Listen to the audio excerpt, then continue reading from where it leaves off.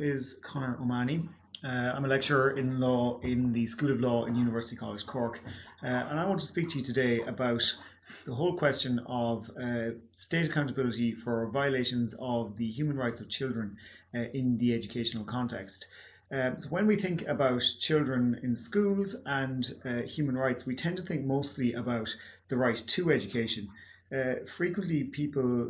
pay less attention to the fact that the right to education is not the only right that children have in a school setting. Children also have other rights in education, like the right to protection from harm, the right to be heard, the right to religious freedom, freedom from discrimination, and other rights which are particularly relevant and pertinent in the context of education. Now, generally speaking, when we talk about human rights law, we tend to think of a direct relationship between the state and an individual, whereby the state is the duty bearer and bears the duty to vindicate the corresponding right held by the individual. In the context of private schools, this becomes a little bit more complicated because you have private schools and private organisations and institutions which are interposed between the state and the rights holder, which is the child. And so the question arises then, private schools are not fully vindicated, but whereby the action which perhaps causes the violation of the right is not directly traceable to the state. Now, the context through which I want to discuss this issue is through the lens of a case called Louise O'Keeffe versus Ireland,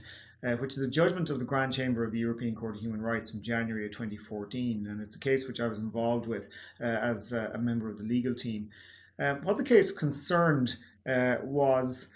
liability of the state for sexual abuse which was suffered by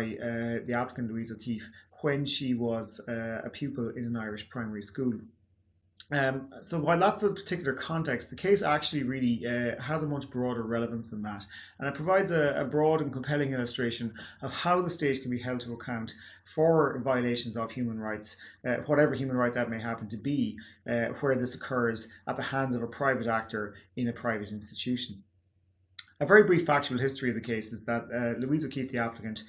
was a pupil in an Irish primary school in the early 1970s, and when she was 8 years old, she was sexually abused by the school principal.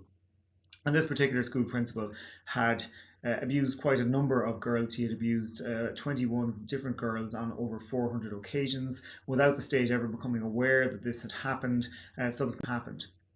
Ultimately, many years later in the 1990s, he was convicted of a criminal offence, and Louise O'Keeffe also brought a civil action against him and was awarded damages. But what the case really concerned was the question of whether or not the state should also be held to account for the conditions which existed which allowed this abuse to go on unchecked for such a lengthy period of time. So, in terms of the unique circumstances in Ireland which give rise to the unusual aspect of this case, Irish primary schools are called national schools, but in fact the Irish national school system is entirely a private school system. The schools are funded by the state. So in the case of Louise O'Keeffe, her abuser, the school principal, his salary was paid by the state, his qualification was recognised by the state, but the school itself is not owned or managed by the state. The school itself was owned and managed by the Catholic Church. So in that sense, Irish schools operate a sort of a midway point between a fully private school or a fully public school. They are privately owned and managed but publicly funded, and the state plays a significant role in devising the curriculum and assessing standards and so on. Louise O'Keeffe, having seen her abuser been held abuse which she had suffered and wanted the state to be held accountable for that, she attempted to do this through proceedings in the domestic courts, in which she argued, first of all, that the state bore direct liability for failing to intervene to protect children and to prevent abuse from occurring. The difficulty with that claim was twofold. One was that there was no pre-existing cause of action in Irish law which was a neat fit for it. The second was that there was difficulty producing evidence that demonstrated that this failing spread right across the entire education system. Such evidence later became available through the various abuse reports which had been published in Ireland, but at the time she brought her case originally, as an individual litigant, she wasn't in a position to produce such evidence. So the other angle of her claim was a vicarious liability claim, the idea being that the teacher was an employee of the state, his wages were paid by the state, and that therefore the state should be responsible for his actions. Both the High Court and the Supreme Court rejected her claim, it was held that because the teacher was not an employee of the state but an employee of the particular school, that the state did not bear any vicarious liability for his actions. A position whereby the Irish state could evade any and all responsibility for any human rights violations occurring in private schools at the hands of school employees or other private actors. And so if you look at children as having not only a right to education but also human rights in education, the decision of the Irish Supreme Court in the O'Keefe case really left a very weak position from the point of view of enforcement of those rights and accountability for violations of those rights. So subsequently, Louise O'Keefe brought an application to the European Court of Human Rights. And in that application, the legal framework was a little bit different because it was now possible to bring all this within the realm of the doctrine of positive obligations under the European Convention on Human Rights, which is a fairly well-established doctrine under which states bear a positive obligation to ensure that the rights which are set out in the Convention are actually enjoyed by individuals within their jurisdiction.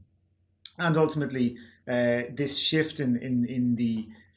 European Court of Human Rights aspect of the case from the idea of vicarious liability for the teacher's actions through to direct state liability for the state's own inactions was decisive. And the European Court of Human Rights, the Grand Chamber, in January of last year, held that the state had a positive obligation under Article 3 of the Convention, read together with Article 1 of the Convention,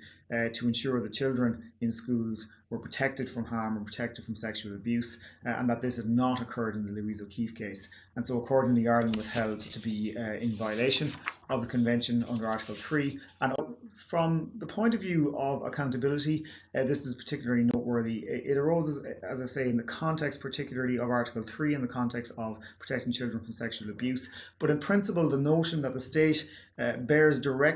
a direct duty to ensure that children's rights in education are protected from abuse, not just protected from violations by the state directly, but also protected from violations at the hands of private actors, which was stressed by the court, in particular paragraph 144 of the judgment, could apply to other rights under the Convention also.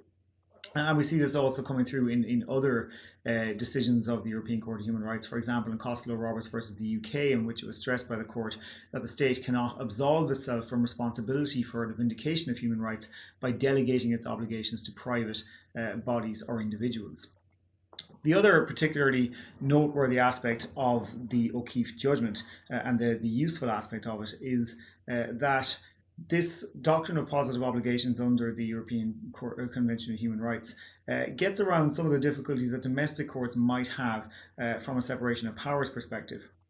So while a domestic court would be very, very slow to order a government to take positive steps and extremely slow in many countries to order a government to enact legislation, the European Court of Human Rights has no such compunctions and is very comfortable where a violation has occurred, making a finding that creates an obligation on governments to take positive actions up to and including the enactment of legislation where that is necessary. So from a separation of powers perspective, that's a very useful weapon for the court to have in its arsenal by comparison with at least some domestic courts. Now, clearly, the implications of the O'Keefe judgment go beyond Ireland. They go very obviously to all of the other member states of the Council of Europe and the 47 states which are signatories to the European Convention on Human Rights. But that's not to say that the same Protocol 3 to the Children's Rights Convention, but potentially also in many countries it may be the case that there are ways to fashion causes of action under elements of domestic law, for example constitutional rights, which can bring about situations where you seek to hold the state to account for the fact that the rights of children in the education system were not vindicated, notwithstanding the fact that the school that the child is in happens to be a private school rather than a state school. The key message of the O'Keefe case is that children have human rights while they are in school. They do not leave those human rights at the school gate, and the state continues to have an obligation to vindicate the rights of children while they are in school, in all schools, whether those schools are fully public, fully private, or something in between. Thank you very much.